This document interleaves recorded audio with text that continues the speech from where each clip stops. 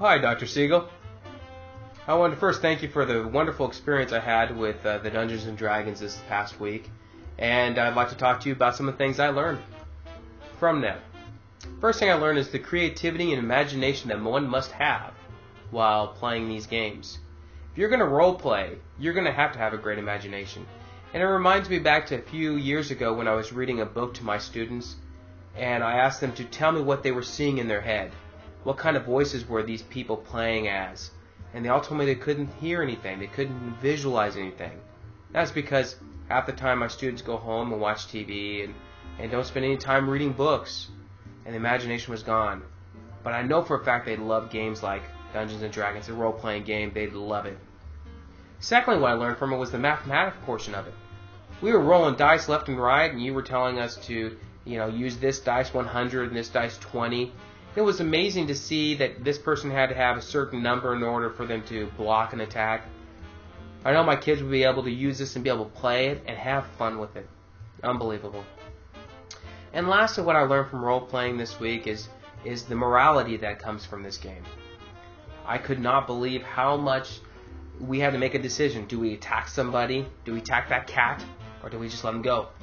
It reminds me a lot of Fable. When I play Fable 2, I have to make a decision. Do I kill this person? Or do I help them? Money's involved, I have to make a choice. And that's what the kids need to see. They need to be able to see the morality choices. And it's such a great idea to be able to role play and be able to do that. Now, I did do some reading this week, and I absolutely enjoyed G. And one thing I really enjoyed from it is the semiotic domains.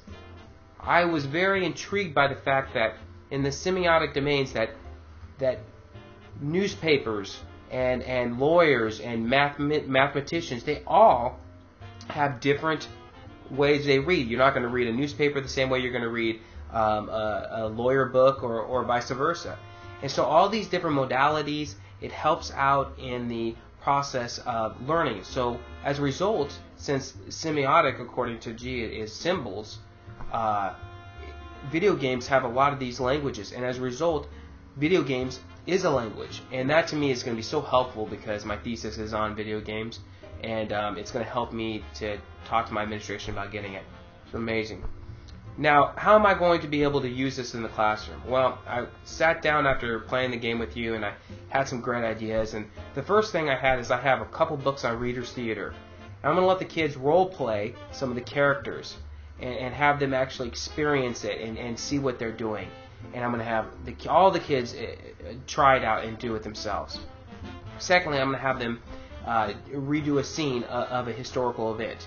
Doesn't matter the scene. Probably the Magna Carta re-signing of, have the kids reenact it and be able to role play some of these players. And then lastly, for my 7th grade class, I thought about doing some stories from Judaism and have them do one famous story that I definitely do with my class all the time. It's the story of Joseph. And I'm going to let them start acting. One person's going to be Joseph, and one person's going to be Potiphar and the Pharaoh and Joseph's brothers, and kind of go through that process. And so I learned a lot from role-playing with you. I appreciate it. I look forward to RuneScape, and I also enjoyed reading the book here, and I can't wait to get into our other book. And most importantly, I hate to say this, I got a great phone number from my friend, Drunky, from the tavern. Let's get the picture of him right up here. This here is Drunky, and he misses me, and he gave me his number, and I'll be calling him later. Thank you, Dr. Siegel. I appreciate it. Can't wait to see you again at RuneScape next week. Bye.